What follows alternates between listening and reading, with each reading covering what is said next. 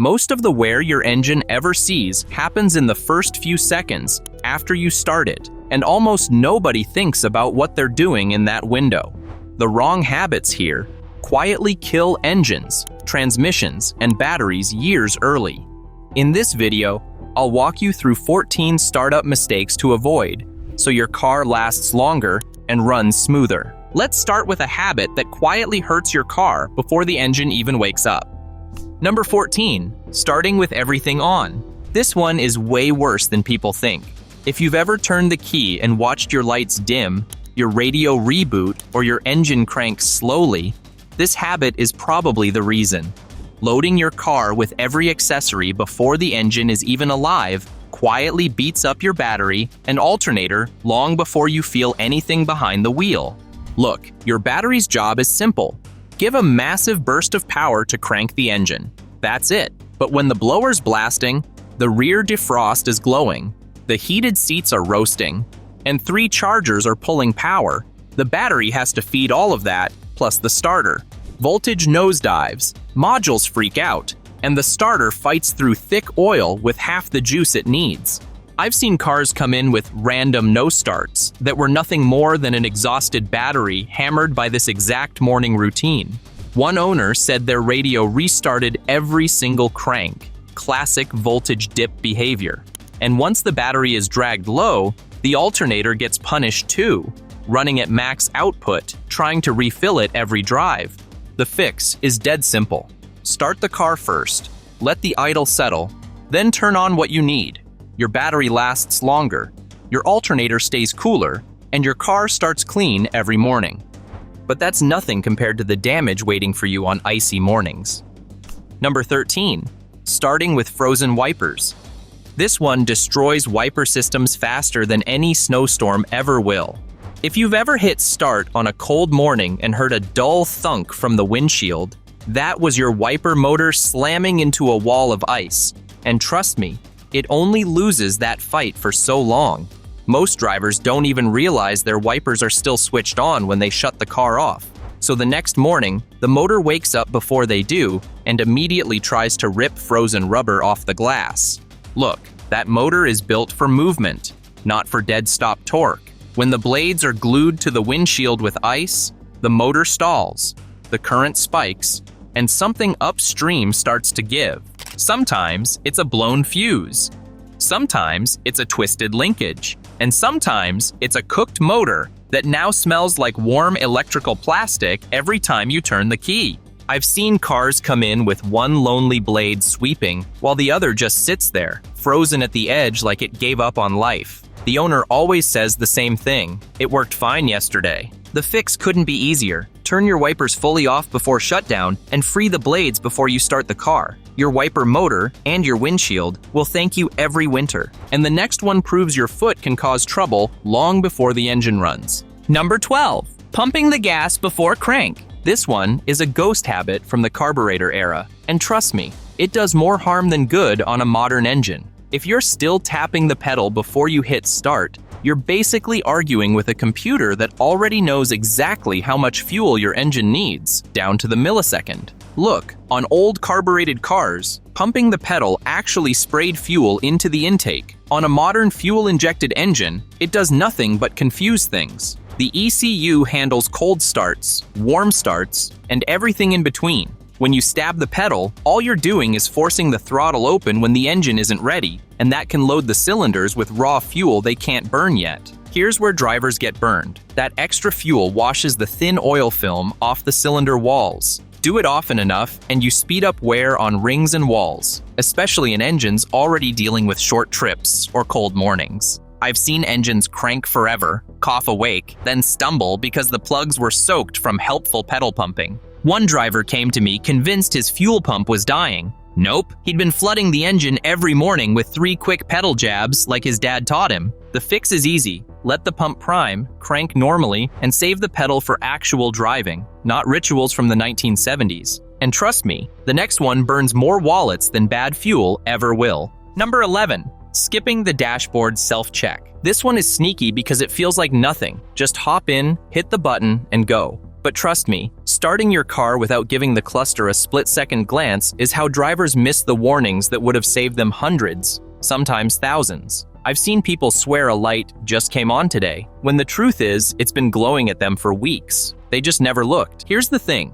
When you power the car on, every major system wakes up and runs a quick self-check. The lights flash not to scare you, but to confirm the car can warn you if something's wrong. The battery light, the oil light, the ABS light, those aren't decorations. If one of them stays on after the sweep, something needs attention before you hit the road. Skip that moment and you're driving blind. That charging light you didn't notice? It could be the only heads up you get before the alternator quits and leaves you coasting to the shoulder.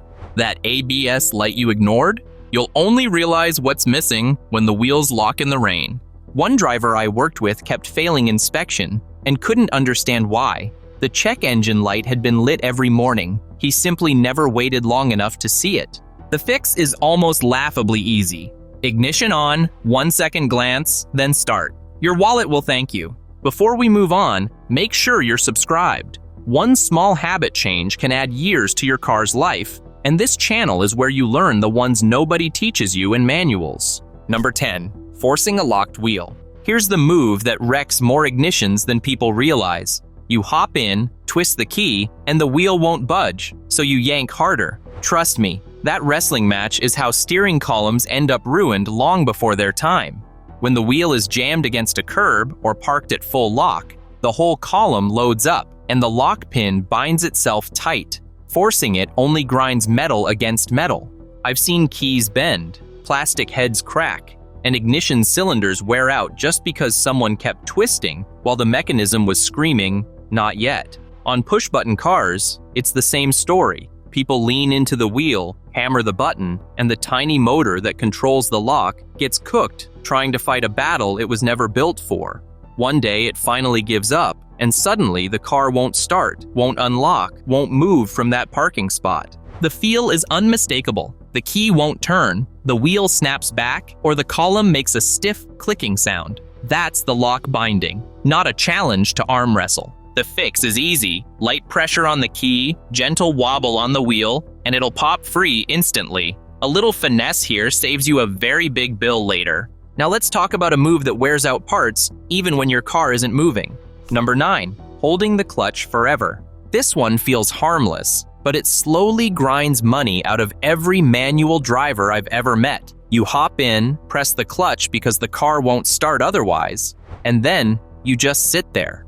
Maybe you're answering a text, setting navigation, fixing your mirrors. Meanwhile, your clutch release bearing is getting crushed for no reason. Trust me, that little bearing was never designed to live under constant pressure. When you hold the pedal down, you're forcing the release bearing hard into the pressure plate fingers. If the engine's running, it's also spinning non-stop. That combo, load plus spin, creates heat, breaks down grease, and wears the bearing faster than any aggressive shift ever will. The first sign is usually a faint chirp or whine when you press the pedal. Ignore it, and the bearing eventually starts grinding, taking the pressure plate fingers with it. At that point, you're not fixing a noise, you're paying for a full clutch job. I've had drivers swear their clutch just died one morning, but years of long pedal holds were sitting quietly in the background. The fix is simple. Clutch in only when you're ready to crank, then let it out. Your bearing lives longer, your clutch lasts longer, and your wallet stays untouched. Now let's go from a worn bearing to a habit that murders perfectly good batteries. Number 8. Draining the battery in ACC. Here's the move that leaves more drivers stranded than almost anything else. Sitting in accessory mode like it's a lounge. It feels harmless, just music on, phone charging, fan blowing while you wait a few minutes. But look, the second you do that, your battery becomes the only power plant in the entire car, and it wasn't built for that job. In those 10 to 20 quiet minutes, your infotainment screen, amp, blower motor, chargers, and modules are chewing through charge that your starter desperately needs. I've seen perfectly healthy cars crank like they're half asleep after one long phone call in ACC. The owner thinks the battery suddenly went weak, but the truth is, the battery was drained before the engine even had a chance. Here's where things get ugly. Once you finally start the car, the alternator has to rush to refill that lost charge. That means running hotter and harder, which slowly shortens its life. Over time, you get the classic winter pattern: slow crank, flashing lights, or the radio shutting itself off to save power. The fix is simple.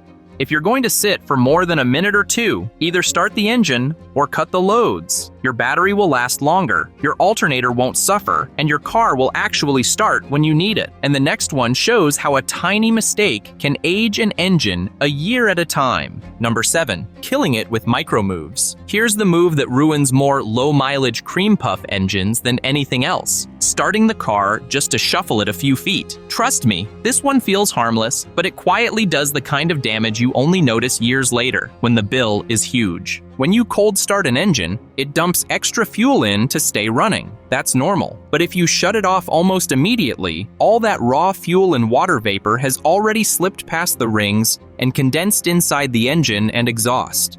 The oil never gets warm enough to burn it off. The muffler never heats enough to evaporate anything. Everything just sits there. Do this often, like moving cars around a tight driveway, and suddenly, your well-maintained vehicle has milky oil, fuel smell dipsticks, and sludge forming faster than any normal schedule predicts. I've seen spark plugs foul, mufflers rot from the inside out, and cold start wear multiply just because the engine never reached proper temperature. This is how you end up with a rusty exhaust, a tired battery, and oil that degrades twice as fast even though you barely drove. If you must shuffle cars, combine it with a real drive or tighten your oil intervals. Your engine will thank you later. And the next one proves warmth can sometimes do more harm than cold. Number 6. The remote idle wear cycle. This one catches almost everyone. Using remote start like a daily ritual and letting the car idle for 20 to 30 minutes before you ever sit in it. It feels luxurious, but trust me, it's quietly aging your engine faster than your mileage suggests. When an engine idles cold, it runs richer, warms slowly, and never reaches the high enough temperatures needed to burn off moisture and raw fuel. So every long idle session loads your oil with tiny amounts of fuel and water. You won't smell it right away, but over weeks, the dipstick starts carrying that faint fuel scent, and the oil thins out faster than the service interval expects. On GDI engines, this is where things get ugly. Fuel dilution is already a known issue. Add long idle sessions, and now you're stacking sludge, carbon buildup, and early wear on parts that should have lasted years longer. Exhaust components suffer too. Catalysts and filters need heat to clean themselves, and idle never gets them there.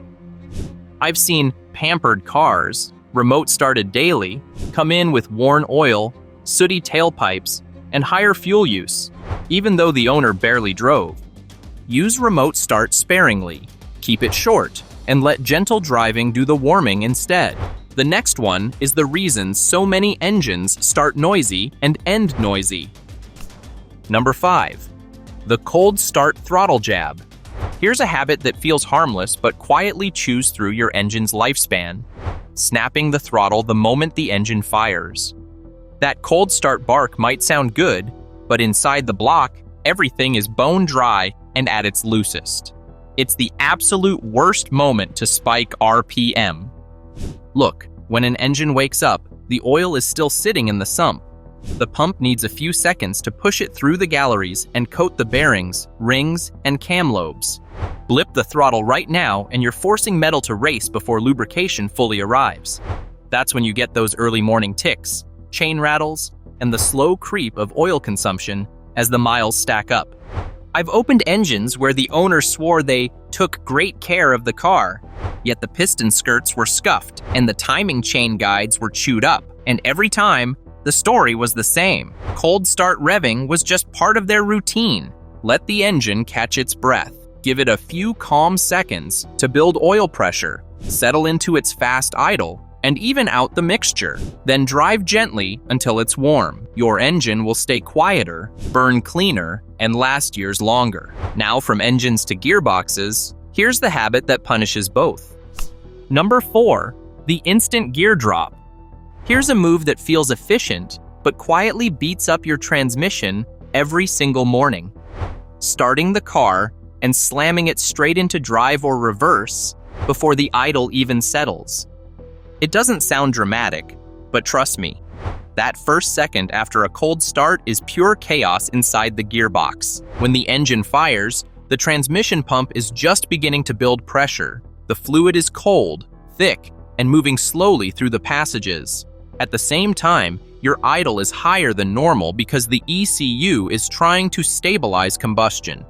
Drop into gear right there, and you're forcing clutches and bands to grab with half-formed hydraulic pressure and extra torque coming through the converter. That's how you get that sharp bump, that little lurch, that thud you eventually start ignoring. Do this daily, and it adds up. You'll notice harsher engagements on cold mornings, a louder clunk shifting between R and D, or that delayed engagement where nothing happens. Then it suddenly grabs. I've seen mounts torn, clutches glazed, and transmissions that felt old at 80,000 miles, simply because the driver never paused 2 seconds before selecting gear. Let the idle settle. Give the fluid a moment to wake up. Those few seconds are free insurance for thousands in future repairs. And the next one explains those mysterious morning steering noises. Number 3. Cranking at full lock.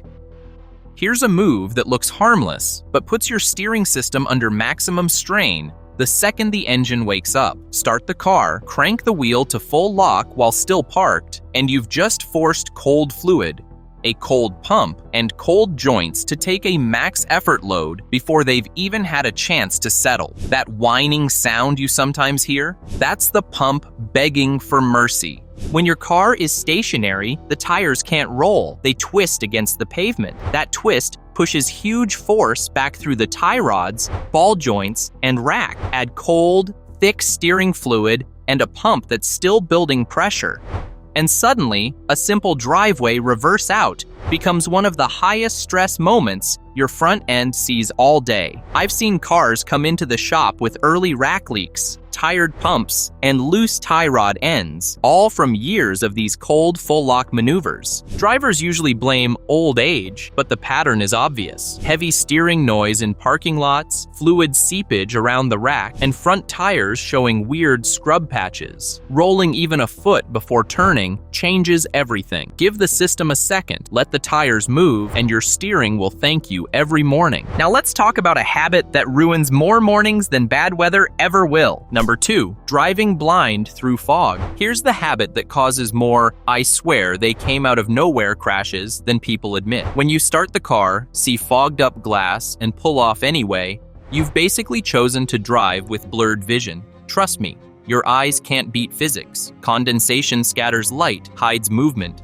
and turns headlights into glowing halos that wipe out depth perception. I've watched drivers back out of driveways using a tiny peephole they scraped with their sleeve, guessing where the curb is, hoping no kid or cyclist is behind them. That first 10 seconds is where most low-speed accidents happen, and a fogged windshield is like putting a greasy filter over your glasses. Even at slow speeds, one hidden mailbox or jogger suddenly appears way too late, and the danger doesn't stop once you're rolling. Turn onto a busy road with hazy side windows, and you can't properly judge cross traffic. Lane change through smeared mirrors, and you're relying on luck, not visibility. I've seen insurance reports blame poor visibility on vehicle glass more times than you'd believe. Give your HVAC 20 or 30 seconds. Hit the proper defog settings, let the glass clear fully, and then move. Those few seconds are cheaper than a collision repair, because the next one proves even smart cars are helpless when you start them blind. Number 1, driving with a DAS blindfolded. Here's the move that gives drivers false confidence at the exact moment they need real awareness. When you start the car with the ADAS cameras blocked by dust, stickers, snow, or a badly placed dash cam, your second set of eyes is basically blind. And the dangerous part? The car still feels normal, so you assume the safety net is there. Look, lane keeping, forward collision warning, and emergency braking all depend on the front camera seeing clearly. Block even a corner of that view, and the system either shuts down quietly or guesses wrong. I've seen drivers pull out of their driveway expecting lane assist to catch a drift, only to watch the system drop out because frost covered the sensor. When it fails silently until the moment you really need it. Radar works the same way. Cover it with slush or dirt, and adaptive cruise won't spot the slowing car ahead. That's how people get surprised by sudden closing gaps or phantom braking. And if you've replaced a windshield and skipped recalibration, the camera might be pointed a few millimeters off, which is enough to misread lane lines. Before you move, clear the sensors and check warnings. Your car can't help you if it can't see. Now that you know the startup habits that quietly hurt your car, don't make the next mistake at the gas pump. Our video, Never Do This Before Refueling, exposes the ones 90% still get wrong.